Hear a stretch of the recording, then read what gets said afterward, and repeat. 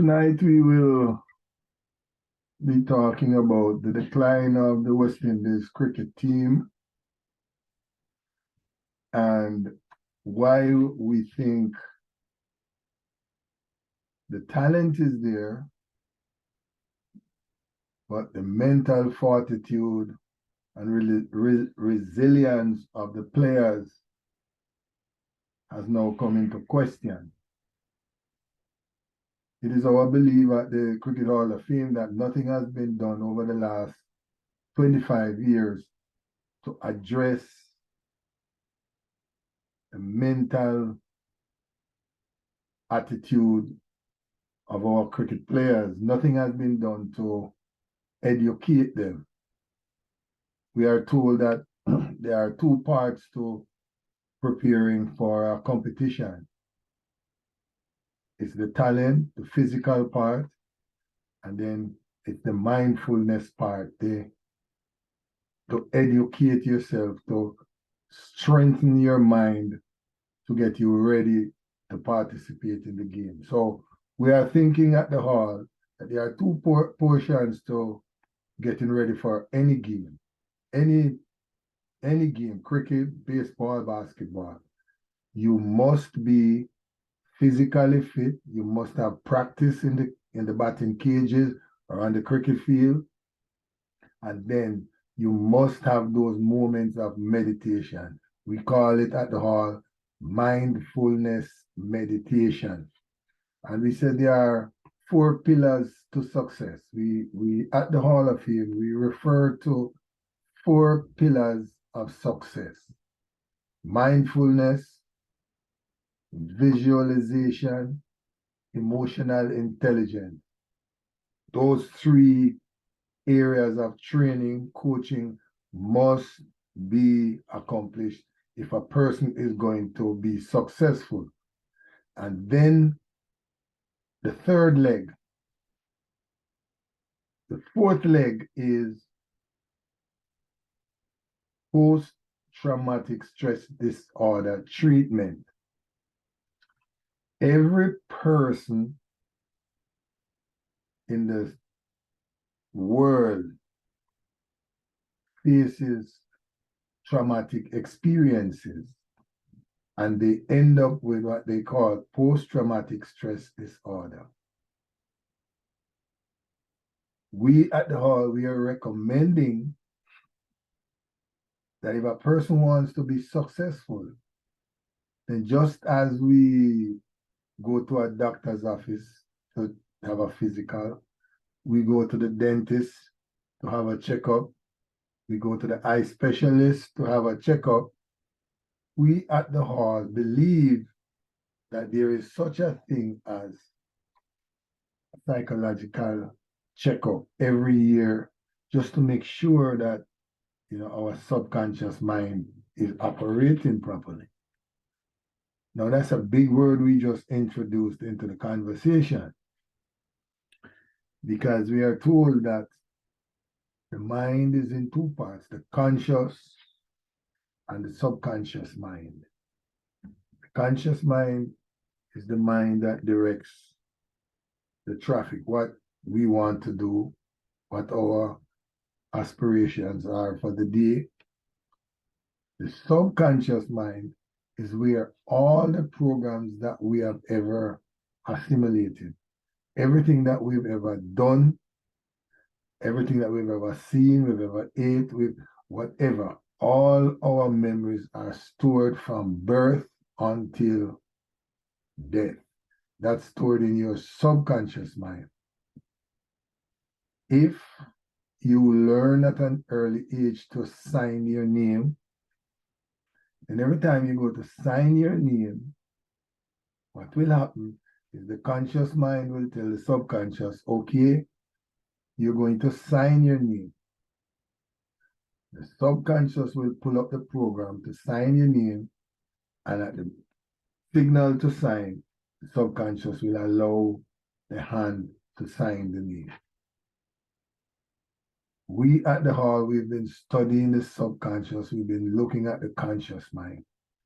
And we are now convinced at the hall that a number of techniques are in place that we must use to control the mind, which is made up of the conscious mind and the subconscious mind. Now, who am I to be talking like? I am Michael Chambers, the executive director of the world's first Cricket Hall of Fame. The world's first. We're not going to say the only, but because we are the only Hall of Fame in the world that inducts cricketers from any place in the world, we like to say we are the only international Cricket Hall of Fame. But no, ICC 20 years ago decided that they would do a Hall of Fame. So there are a number of Hall of Fames now. I think there's one in England, Australia. There are Hall of Fames. But we have the rights to claim we are the world's first Cricket Hall of Fame located in Hartford, Connecticut. Why we are saying we are the world's first? We started this Hall of Fame in 1981. So I am one of the founders who put this thing together, and we have been going ever since. So my name, Michael Chambers, I am now the executive director for the world's first Cricket Hall of Fame located in Hartford, Connecticut. In October of 2017, I had a conversation with Hall of Famer John Shepherd, who was inducted into the Cricket Hall of Fame in 2016. John was visiting his mother in East Hartford, Connecticut. During dinner at the famous Dunn's River restaurant in Hartford, located below the shrine of the Cricket Hall of Fame, John revealed that the decline of West Indies cricket started a while ago when the discipline in the ranks started to deteriorate. And he gave some awesome examples. After reading Sir Hilary's book, it became apparent to me that Shepherd's assessment was correct. Sir Hilary, in his book, disclosed that it was love of money that caused our decline. Players were putting money before country. At the time, I thought Sir Hilary made a good point. But I can remember 10 years ago, my colleagues and I at the hall came to the conclusion that the entire West Indies cricket culture is not learning from its experiences. So we have examined the reasons presented by both Hall of Famers, and we now conclude that mindfulness training would play an important role in improving the state of West Indies cricket. In 2016, I had a discussion with Mr. Dave Cameron, President of West Indies Cricket Board, during which he indicated that he would look into the concept of mindfulness training for the cricket fraternity in the West Indies. It is amazing that for the last 20 years, all 8 leading cricket countries have been practicing mindfulness training. And they have been doing it in one form or another, visualization, emotional intelligence, but they have been practicing mind power or mindfulness training. But yet, the West Indies have not seen it fit to engage their players. And it's also now obvious that management is also suffering from a lack of mindfulness, emotional intelligence, and visualization training. So I am saying at the Hall of Fame, we have decided and we have studied and we conclude that the entire cricket West Indies culture needs mindfulness, visualization, emotional intelligence training. And when all is said and done, we believe that these guys should spend some time talking with a psychiatrist.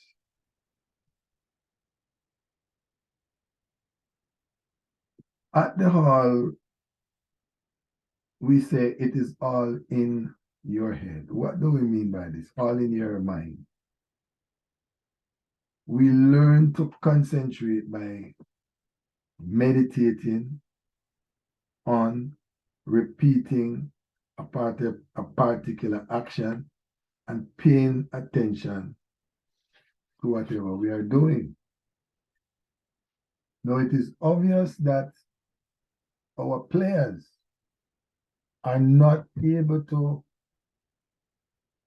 stay long periods at the wicket, our batsmen, because they lose focus easily. The bowlers, they're not able to concentrate. They don't remember from batsman to batsman which ball they used to dislodge a particular batsman. You have to know those things. Those things should be second nature. So we are wondering at the hall, does Cricket West Indies afford the luxury of doing replays for players to watch themselves and watch the opposing teams as they play their game? Are the West Indies players looking at, concentrating and contemplating on what the opposition, what the players on the other team, how they bat, how they bowl, their approach? If you know what the other person is doing, you will be in a position to outthink them. But if you don't know and you don't watch the tapes, then you won't be in a position to outmaneuver your opponents. My good friend Desmond Green, essential practices for winning a game. Some simple things that players should find themselves doing. A good night's sleep before a match, very important. Conscious deep breathing helps to burn away disempowering thought patterns. In other words, if you do your conscious breathing exercise, breathe in through your nostrils, you hold it, count of 4. You exhale through your mouth. Hold it for 4 seconds, 4 counts, and you repeat the cycle. What that does, it gives you a full length of breath that will burn away disempowering thought patterns, negative thoughts. You inhale and you exhale. Shallow breathing causes your muscles and your organs to survive in deficient energy environment, oxygen environment. When you do deep breathing, the entire lungs, you fill your belly with air, with oxygen, and now all the organs in your body are fed with oxygen. Constant deep breathing is known to solve a lot of chronic problems and diseases that people have. Shallow breathing is what causes us to end up having all sorts of sicknesses. Develop healthy eating habits. Poor eating habits result in low performances. Talk to yourself. Positive self-talk, words, thoughts, and feelings that build mind power and produces desired results. So you talk to yourself, I'm going to make a century today. I'm going to make 50 runs today. I am going to be healthy today. You have to tell yourself positive thoughts. You know, it is said that a thought is a forceful energy that comes into your brain. Your thought then produces a word. So once you think, a thought comes in, then you say something. The thought provokes a word. Then the word will cause an action to be generated. So now you will do something.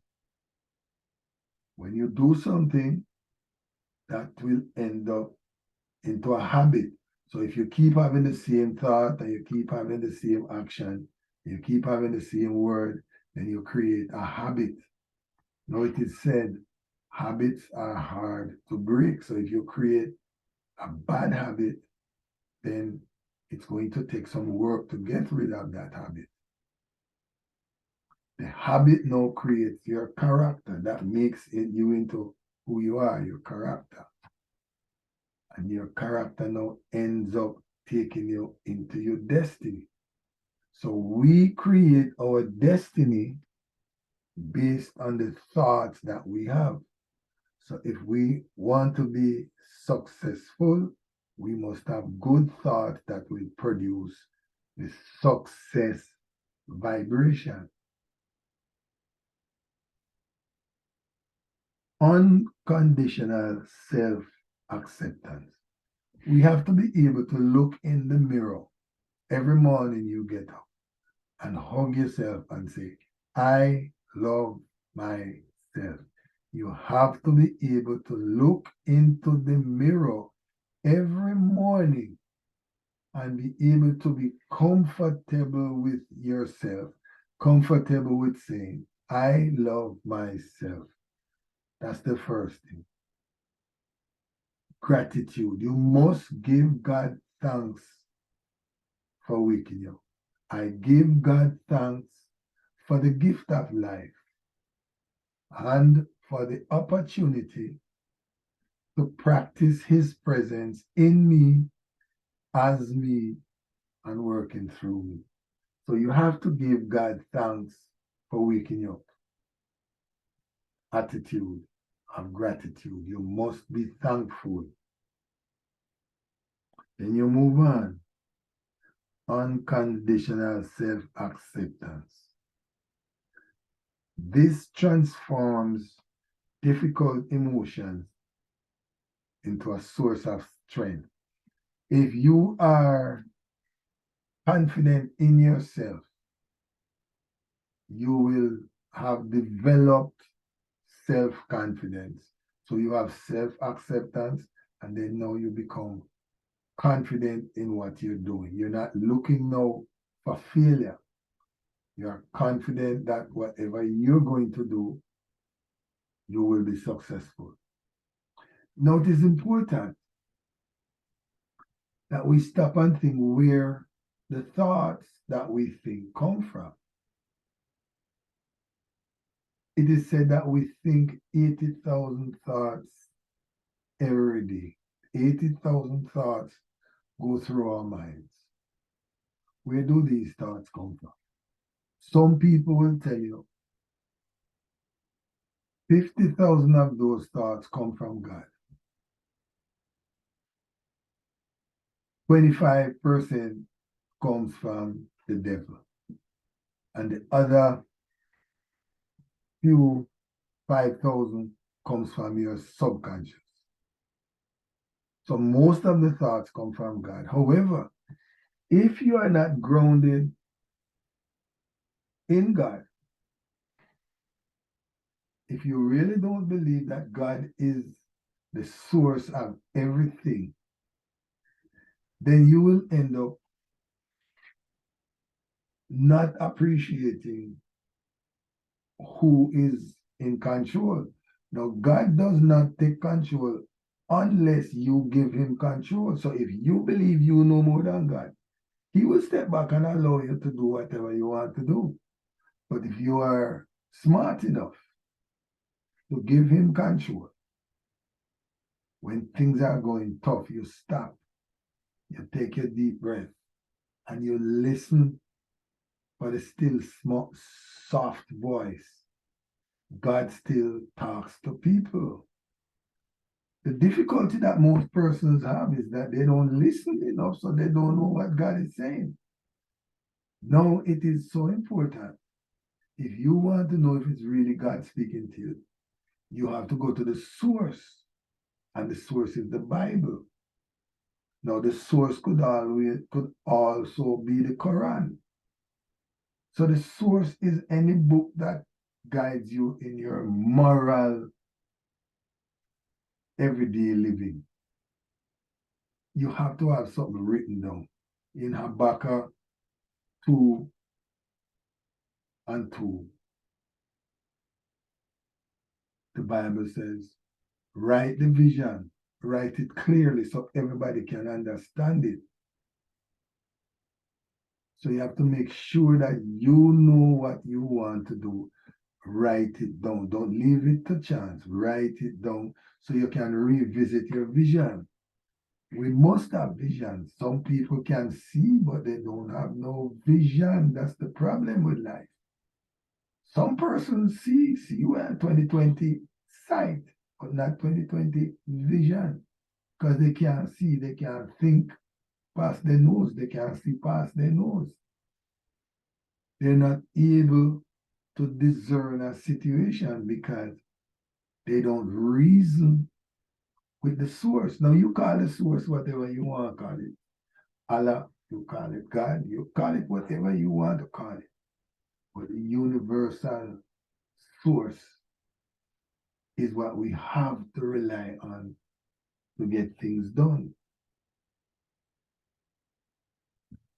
So once we create the vision, we write down the vision, we make sure we control our thoughts, the way we think, we visualize, and we visit the psychiatrist every so often. We will now be able to develop a vibration of success. If you don't know how to be successful, then you will never ever reach success. Let me pick a point. If a cricket team players join a team at 15 and the 15-year-old squad is losing every match, so at 15 they never learn how to win. Then they go to the under 19 squad, and the under 19 squad is always losing. Then they go to the under 21 squad, and they're always losing. So now that player would have developed a culture of losing. So that player would never ever be a successful person in life when it comes to playing the game of cricket.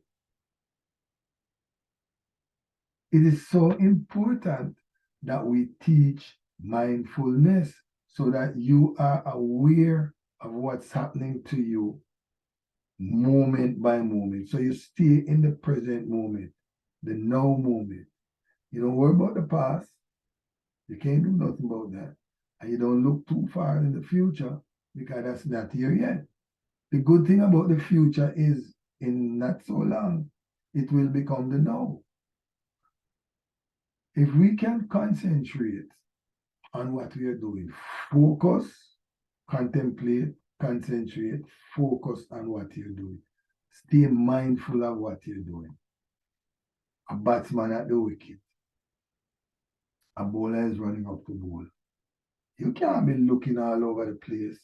You make sure you do that before the bowler starts his run up.